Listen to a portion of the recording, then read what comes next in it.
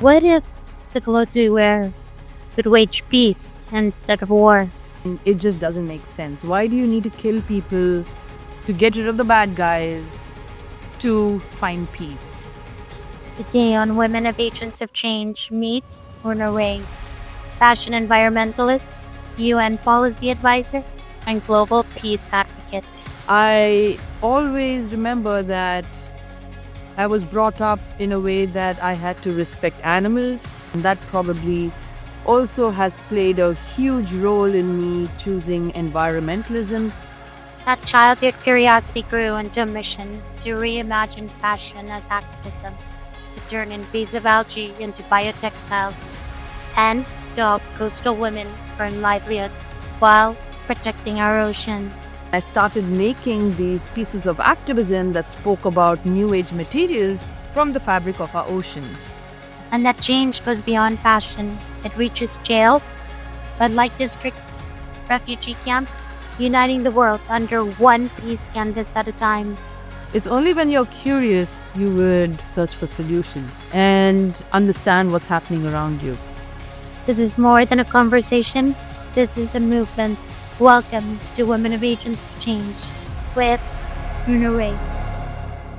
So, to introduce myself, I am Runa Ray. I wasn't a fashion environmentalist. I mean, I was born in Bangalore, India, in the south, and I was basically taken care of by my grandparents in my early years. I was a very introverted child, so my mother gave me books. So started reading at a very, very early age. I do remember reading Oliver Twist when I was probably 3 to 4 years old. That was the that shows you how quickly I started actually getting into reading to a point that started becoming a problem when I turned 15, because at that point, the fictional books were taken away and had to be replaced with studying. That got to be a big problem because as I'm a Piscean, I would love to escape into these realms of fantasy. And that's what fiction always gave me. But we weren't talking about regular fiction. It was mostly classics that I was into. And I was also enthralled by adventure books. And Enid Blyton, at one point when I was growing up, was one of my favorite authors. And then it was Charles Dickens. And as I grew up, I started getting deeper and deeper into more of literature. Well, saying that I was an introvert, I also had a naughty side to me. Now, in India at that time, we had gardens that, basically were kind of shared because we didn't have a kind of a boundary wall to share to separate houses. So you'd have somebody else's mango tree that whose branches would, get into your compound. So I would climb by and try to steal the mangoes, bring them home. And then my grandparents would have to come and explain to the neighbors and tell them that, oh, you know what, my granddaughter's done this, but I'm really sorry. Here, take back your mangoes.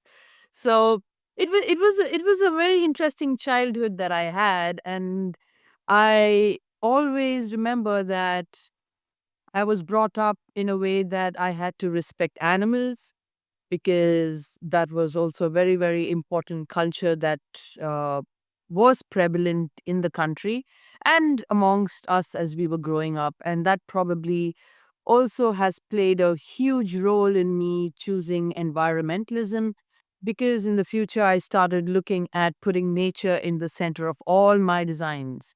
And going forward, it was very important for me to find the interconnection between not just nature, but also social and environmental justice.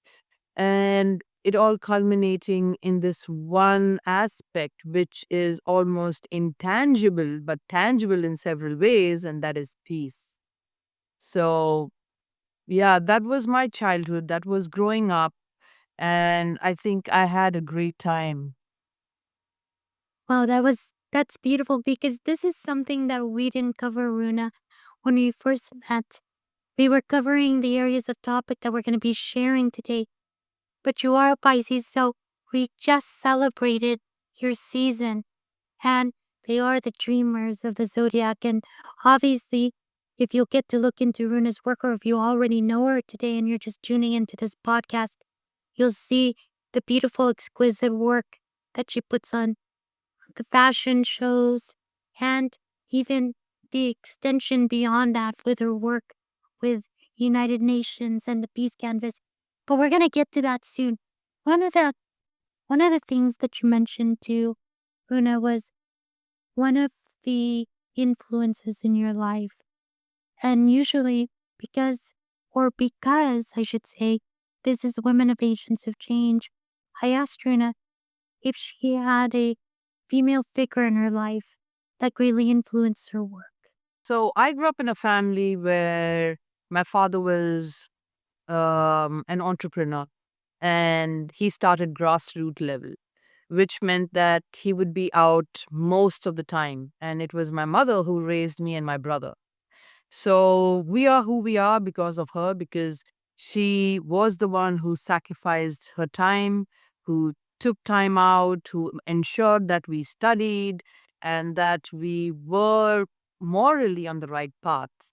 My father was always around, but he was the breadwinner and he was trying to make ends meet at that time, which was very, very difficult because we had two young children to take care of, and at the same time he was starting his business, which kind of led into being one of the biggest factories in South India. But that took a lot of time, so that had my mother taking care of us. That being said, she was extremely influential in several decisions that I made that has led me to be who I am right now. One of the reasons being is when I finished my studies, I was at the crossroads to pursue medicine or another field in the arts. She was instrumental where she advised me and told me to follow fashion because at that time it was a very, very new field. She told me that fashion probably needs the same kind of help that one would give when one became a doctor. She also did tell me the number of years of study that is required to become a doctor, whereas the fashion industry might need somebody in the near future to probably help the industry out. So she was the one who was instrumental in helping me choose the line of fashion, and I am very grateful to her because let me again take you back to my childhood. I won the first prize for UNICEF in a painting competition. And she was the one who helped me create this one diagram of a mother duck with her baby. So they both were together, and the mother duck would tell the baby, don't go beyond the hills because they're going to be foxes out there. And that's what I drew. I drew the mother duck trying to tell the baby to be within the boundaries and not go beyond because they could be lurking danger. It probably got to be a mantra for my life in a certain way where you would always be cautious but at the same time curious. And she was influential by realizing that I was also very artistic. So when it came to my mother's influence, there was one thing that she said. She said, for you, creativity comes easily. So why don't you pursue that? Why do you want to pursue something because you think it might be a challenge for you? Why don't you pursue something that you're really good at and create challenges in that avenue? And that's what I did. I decided to pursue fashion. It was one of the greatest choices that I ever made. I graduated with honors. I won the Best Design Collection Award, and I got a sponsorship to go to Paris. Wow, that's incredible. And Runa, I share the same sentiments with you because my mother is also the inspiration behind my mission work that I do. So I'm in real estate, but then after the passing of my mother, I really decided to really pursue following my passion and serving others. And at one point, she did tell me I could see that you'd be a great public speaker. And I didn't know where to start, even especially after she passed. But I know beyond a shadow of a doubt, she's been guiding me from the other side. And that's why, fast forward 6, 7 years, I get to sit in front of incredible women such as yourself that are doing the same things. So I deeply honor that same part that our mothers were great influences on both of us. Absolutely. I think mothers go a long way. We need to give them far more credit than we do. I mean, growing up, we take them for granted. It's only when we get to be of a certain age, we realize what they went through to make us who we are right now. Yeah, absolutely. But with that, you're now you went to school and you graduated with honors, and then you started in the fashion industry. Now I know that there are quite a few projects that you're embarking upon right now. But let's start with one of the biggest and probably in the nearest and dearest to your heart, which is the seaweed industry and what we spoke about. Could you elaborate a little bit more on that project you have going on? Thank you, Lisa. Yes, the seaweed industry has been something that I've been involved with for the past 6 years now, maybe even seven. It started off by using seaweed as a method to mitigate water wastage and water pollution. I researched into this one technique, which is called suminagashi, which is a very, very ancient technique in the royal courts of Japan, where they would use seaweed as a coagulant and have water which was in a trough. You have inks that are splashed on the surface, and then you have a fabric that's put onto it, and you pull it out, and you have the pattern, which is basically transferred from the surface of the water onto the fabric. So when I tried this, I realized that I could print 250 yards of fabric using just 10 gallons of water. And that was incredible. And you would have these beautiful organic prints that were made just using 10 gallons of water, as opposed to the thousands of gallons of water that are basically used when it comes to traditional dyeing and printing in the textile industry. That was my first foray into seaweed. And then I decided that it was time to figure out how the seaweed was actually collected. I mean, who were the people behind this? It was great to use it. It was great to kind of create a product out of it and to show how this sea vegetable basically can mitigate water wastage and pollution.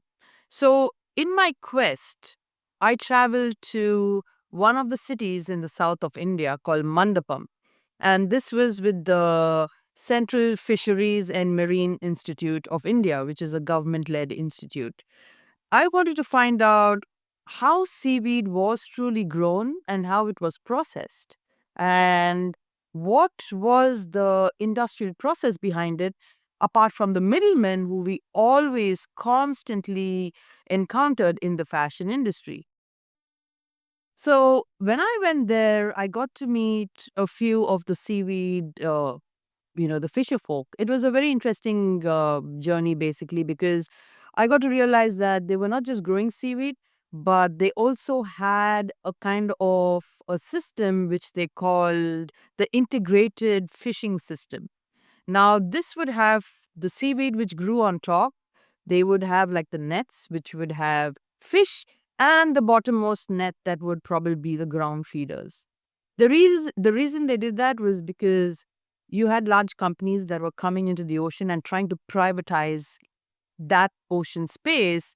And at the same time, you had the bottom trawlers who were taking away all the fish stock by using nets that were as small as the mosquito nets. Now, technically, when you go fishing, you need to have your fishing nets which have a breathing space of 1 inch by 1 inch. The reason being that the juvenile fish can escape and you only catch the adult fish. But because right now there's so much of competition that's happening even in the waters, that you have people using really small nets and catching anything and everything that they get from the ocean.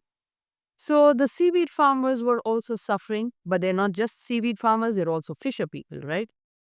So they came up with this really indigenous technique, which was also supported by the government and the scientists, to develop this kind of a technique that grows seaweed, grows fish, and also has the bottom feeders. Now, the way this works is that you have the fish that kind of are supported by the seaweed on the top, and then you have the fish feed that falls all the way down. So you have like the crabs that kind of eat it off, eat that off, and that can be harvested all in one go.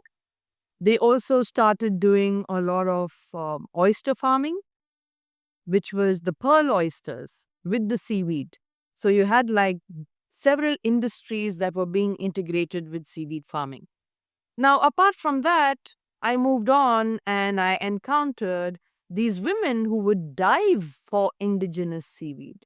Now, the fisher people who I spoke about earlier were people who basically worked with a kind of seaweed species that was provided by the government. This seaweed strain was given by Pepsi in the 1980s, and they have continued to use that strain all the way down in 40 years with no other strain that has been introduced. So they have their complaints because they feel that the strain does not have that same impetus that it had 45 years ago. But they have no other choice and continue with the same thing. Whereas the women seaweed divers go and dive into the oceans and they pick up this one particular seaweed that basically grows on rocks. And they have really rudimentary ways of diving. They tie their fingers up using rags so that it doesn't cut them when they pluck the seaweed off the rocks. They just have the goggles that they put on. They put on their men's t-shirt on top of, the Indian garb, which is called a sari, which is basically 5 meters long that women wrap around themselves. But then they put the t-shirt on, they put on their men's shorts, and they just get into the water. And they dive for the seaweed. At the back, they carry a little bag in which the plucked seaweed is put behind. Once they get out of the waters, they have the seaweed that is put on the ground. They sort it out. There's a cleaning process that is done, and then they send it off to these big factories that process it for carrageenan and other products that could be used in the cosmetic industry and the food industry. So the women do not make much money, but this is an alternative livelihood that they have. The reason they do this is because the men folk go into the oceans and spend months in deep sea. The reason they spend months in deep sea is because we do not have much fish stock for them to actually rely upon because of all the causes I just told you earlier, the bottom trawling, the overfishing, and of course the privatization that is happening by large companies. Most of them lose their menfolk, unfortunately, because of rough seas or various other incidents that could happen in the deep sea. Another interesting aspect that came to view was India shares its waters with other countries like Singapore and Sri Lanka. These countries still maintain the biodiversity which is around for their water space. But since India has a problem with it, you do have the fishermen who go into the other countries' territories, and this is met with, bullets because you don't want people trespassing because this is your space. So you do have a lot of challenges which are faced by these women. And that was something, after speaking with them, I created a documentary, and this was also with the Prince Albert II Foundation to understand how we could probably help the lifestyles of these women. And when I spoke to them, I found out this one very interesting phenomenon that happened probably 6 months out of a year. And they would be like, we have invasive algae that takes over our oceans in the summer months for basically 6 months in a row. And that's the time when we don't have seaweed, we don't have fish, everything dies because it blocks the sunlight, and it just grows over like mats. When I came back to California, I found the same phenomenon happening just where I live, by the ocean, in the summers. And that's when I realized that this is a global phenomenon. And I wanted to figure out why this happened. The reason it happened was because of human activity. It was anything to do with pesticides, anything to do with high nitrogen or phosphorus, anything that had this chemical composition going into the oceans would basically trigger off invasive algae, as we call filamentous algae, that would take over the ocean space, especially when you have the warm weather and the sun to kind of exacerbate its growth. As a designer, well, I looked at it, it looked interesting, it had a kind of structure to it, and I was like, there is something about this. I don't know what to do, but I collected this algae when it had dried, and I started making these pieces of activism that spoke about new age materials from the fabric of our oceans. Go forward, I realized that there were ways to probably use this pollutant that was caused because of human activity into something in the fashion industry, because the fashion industry was also contributing towards its growth. Right. So, using this material got me to start working not just on an environmental aspect, but also on the social aspect by finding out how these women could harvest this and how we could potentially convert this into a new biomaterial. And that's when I started KelpTex. So KelpTex basically works with invasive algae with an infusion of seaweed to create biotextiles, which can be also used as plastics, used as paper, and also used as leather, with the same kind of formulation, creating product diversification. Oh, that's incredible. I was just going to say there's so much alignment between what you've done in terms of your work from finding how it could be dyed to even seaweed. So 3 years ago when I filmed my documentary, and I think I briefly shared this with you, Runa, everything in the southern islands of the Philippines was heavily centered around the fishing industry and seaweed. So just to confirm, even before Runa and I met, her and I were both circulating this type of experience in the indigenous communities. And then we're both from California, so we're seeing it in our coastal communities. So this is incredible work that you're doing, Runa. I know that you said, in addition to this becoming a new age textile, it also protects the marine life in coastal communities. Could you share a little bit more about that? Yeah, because invasive algae basically uh, cuts out all light that can enter the oceans. We are talking about crustaceans, we're talking about tiny fish, we're talking about uh, animals, we're talking about marine protected areas basically that are being ruined because of invasive algae. To collect this invasive algae, one has to be really careful. In certain areas, you need to have permits, especially in California, because you need to get it from the fish and wildlife. But at the same time, you have it taking over lakes. So people don't know what to do with it. They collected their billions of dollars being spent by the US government alone for these kind of cleanups. I mean, you can go to the root cause. You can start off by telling the farmers to stop using pesticides, but that's not going to happen because we still have GMO seeds. We can try to introduce new ways to curb the invasive algae growth, like they have tried to introduce carp, but that again gets to be another form of invasive fish if it's not controlled. You can try using bales of straw to basically control again this invasive algae, but that doesn't get to be very very effective in the long run. We're going to have invasive algae as long as there is human activity. The only thing we need to do is find ways how we can harvest it responsibly and at the same time harvest it and create a material that can help that community and the fashion industry at large. Where the fashion industry moves away from traditional ways of textile making, moving into a new circular, transparent way of creating fabrics. And at the same time, the same fabric creating a lot of product diversification, like I said, paper. So we don't need to cut down trees. We don't need extra cellulose, but we use the cellulose content that is given to us by the oceans. Wow, this is incredible. I mean, Runa, your process, everything from coming across it and really following the different practices and communities for indigenous communities around the world. And now seeing how this all ties in to even save our oceans, I'm really big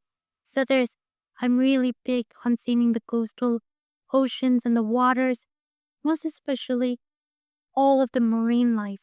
You and I share that same sentiment, so I'm really holding that space for you as you are close in the process to getting the patent approved. Is that correct? Yes. Yeah, Absolutely. yes. And so amongst the many projects, so I am deeply holding the space for the success of that because I know that's literally going to change the world. And in addition to so many of the projects you have going on, one that is a favorite, close to my heart, could you please tell us a little bit more about your work with calling for disarmament and using the fashion industry to do so?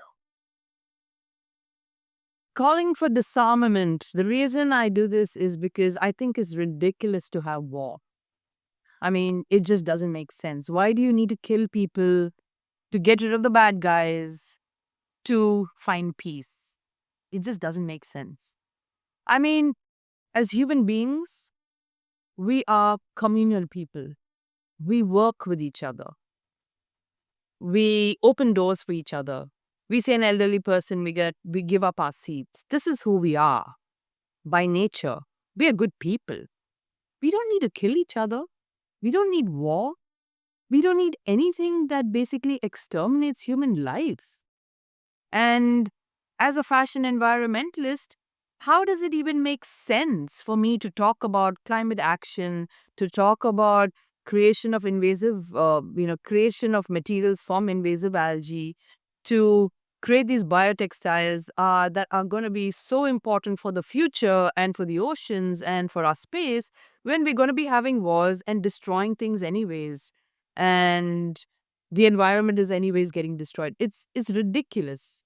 It just doesn't make sense. So when I got to speak with the international campaign to abolish nuclear weapons at the United Nations, I gave them the analogy of a T-shirt. And I asked them a simple question. I was like, do you think what you're wearing right now could spark off a war?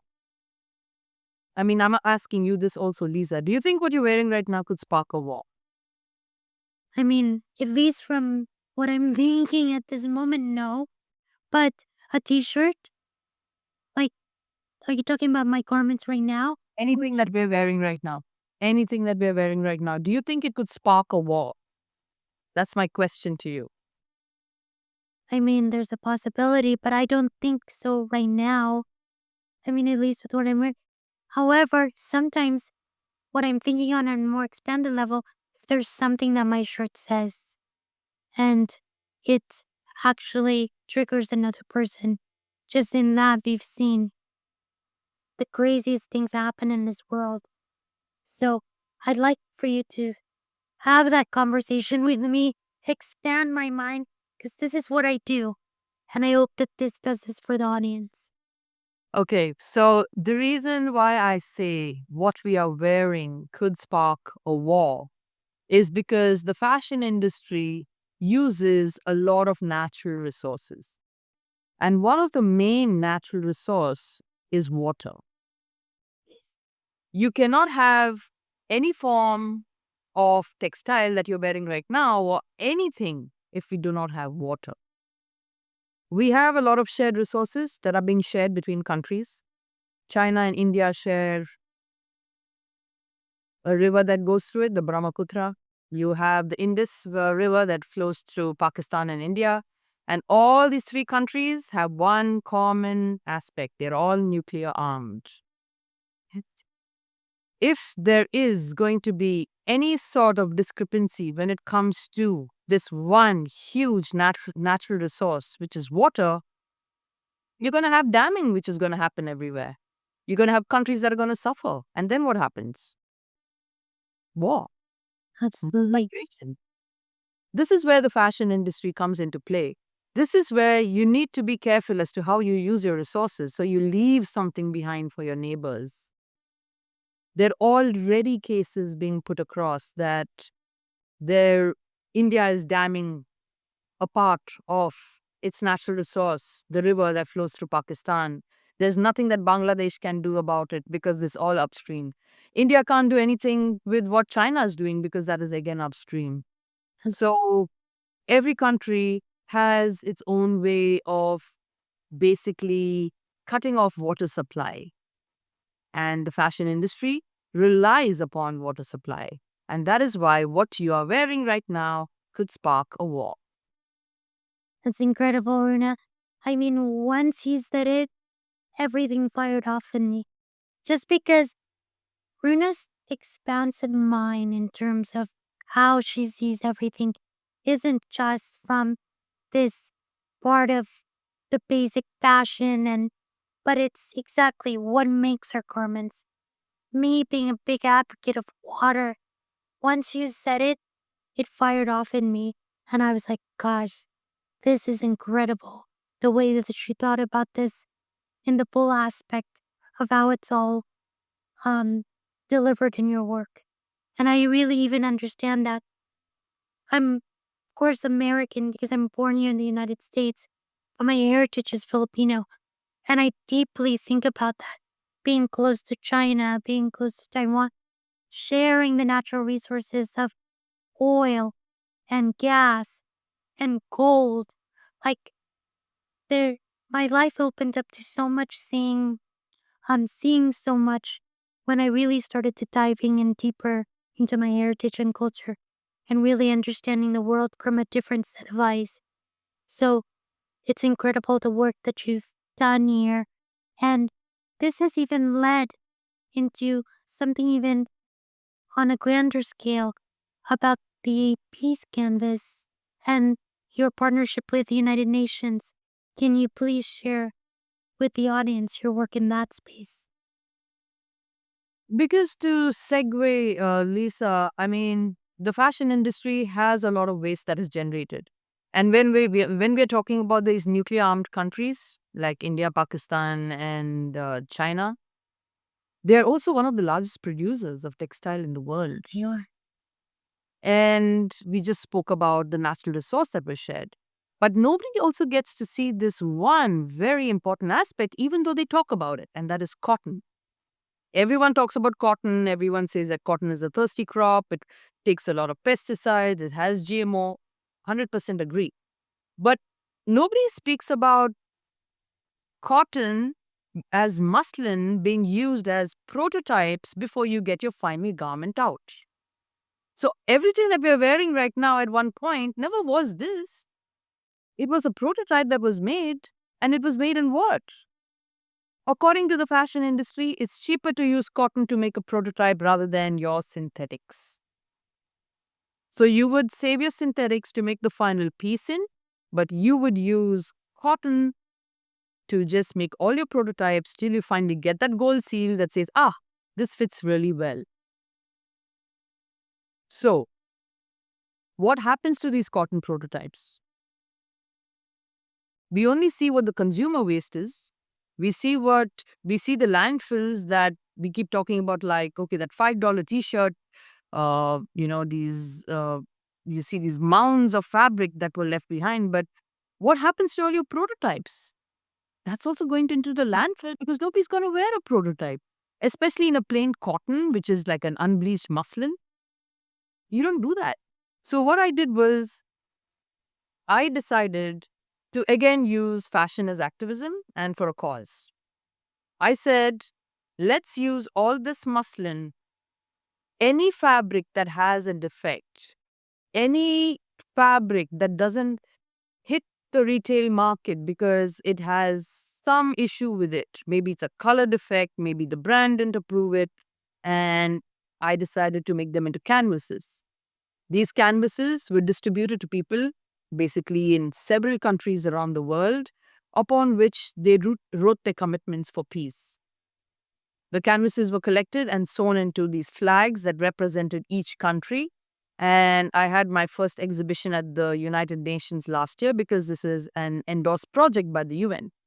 And this year, by the time we are at our General Assembly, you will be seeing the second project with new countries who have contributed towards peace. So it's called the Global Peace Flag. Um, we do have a lot of messages that are written by people. It is not political at all. The flag, the movement isn't, but at the same time, it doesn't curtail the voices of people and what they want for peace. So we have people so when the exhibit is up, you're most welcome to come and take a look at it and read about what people identify with peace for, what they want to do in the future. I have worked with, for example, San Quentin State Prison. So I've had like the incarcerated people who basically upcycled all their old uniforms into canvases, and then we made that into a flag. I have worked with jails. I have worked with uh, places that women have violence prone towards them, like one of the largest red light districts with the non-profits, where you had women who basically spoke about violence towards women and how, if that was basically curtailed or we had policies towards it, then their lives would get better and safer. I have worked with universities. I have worked with people who have been refugees from Tibet, who still do not acknowledge China's uh, uh, taking over Tibet. They still speak about free Tibet. They still want their flag. But these are people who are not looking for war. They're just voicing out what they feel and how they would like their neighbors to understand that, you know what, we have been excluded rather, from society. But we're all human. We make mistakes. But at the end of the day, we still need to be connected. They just want people to understand where they come from. They're not trying to spark a war. They're not trying to say something wrong. These are children, some of them. And this is what they feel. Some of the children had even written about marital rape that happens in their own households. I wouldn't expect a 10-year-old boy to write about that, but this is what he wants for peace. So it basically, the Global Peace Flag traverses across various subjects of peace, not just war, peace within yourself, mental health, the fact that, yes, transgenders do have rights. Yes, uh, people who are incarcerated need to be looked upon as human. Yes, women who are working women are also women, but they do this job because they don't have the money. People, kids, students in universities who are idealistic, who look for a world that is united beyond borders. So that is the Global Peace Flag. It's not political at all. And I would really like to reiterate that. No, Rena, one of the things, and I mentioned this to you before we started recording, but I'm just going to put it out there. When I was getting ready to record our podcast, I had the idea because I remembered you were talking about having the canvases, sending them out. I think they're going to be displayed this coming May, so I'll have you share that. And I was like, it just dawned on me. I was like, I'm going to do one Great Billion Project. And one of the things for myself was after undergoing this whole vocal recovery, thyroid surgery, and then finding the deeply spiritual path behind it, it was almost like I had given up a gift that was my mission. But then I started to realize as I got invited to partner with International Peace Bureau, as I was introduced to you and the other women, that I was going to create this platform for every voice in this world to be heard. And that's why I have the mission of 8 Billion Project. All right. Joe, I share with you the deep love that you have, that you've put into the work and you've woven into each canvas, or that the people have contributed to weave into each canvas. And I commend you for putting that all together. So, in that respect, this has become one of the most favorite projects I've come across in all the work that I've done. And I'm going to be there to support you as a fellow sister in my contribution in my canvas. So, everyone, if you'd like to be able to contribute to that, and please contact myself, or if you'd like to do one yourself, please feel free to contact Runa. Um, we'll talk about all of that, how they can get a hold of you. But one of the things that I wanted to ask you, Runa, is this project came about to celebrate first the International Women's Month, and this concept was birthed in March, and it was supposed to be released in March, but it continued to get larger and larger. You were a part of the first batch of women that joined on. And what I wanted to ask you was, now moving into this space where everyone's seen a lot of your work, but one of the things that makes us so unique as women is our love and our passion into the work that we do. I'd like to ask you this, and I know I didn't prepare you for this, but sometimes this is where some of the best messages come out. If you could tap so deeply into your heart and send a message out to the world between all of the experiences you've had from your childhood into your growing up, having your mother influencing you, and then now going into the fashion industry. If there's a heartfelt message you could send that will reach the whole world, what would that be? I think one always needs to start off by being curious. It's only when you're curious you would basically search for solutions and understand what's happening around you. So it would be curious. The second one I would say would be another C, and that would be care. Because if you're curious, then you care. And with caring comes compassion.